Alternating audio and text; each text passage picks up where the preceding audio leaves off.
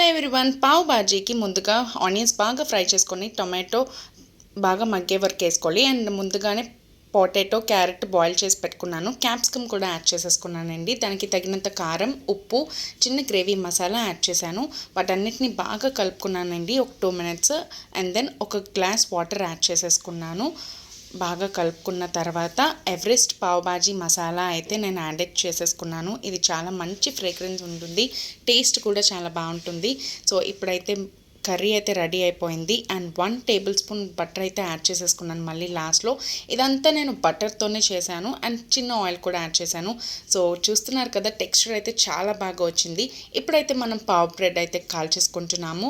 So నేనైతే హాఫ్కి cut చేసేసుకొని butter వేసుకొని అందులో చిన్న పావ్ బాజీ మసాలా వేసుకొని బోత్ సైడ్స్ ఫ్రై చేసేసుకున్నాను. అండ్ ఆనియన్స్ లెమన్తో సర్వ్ చేసేసాను.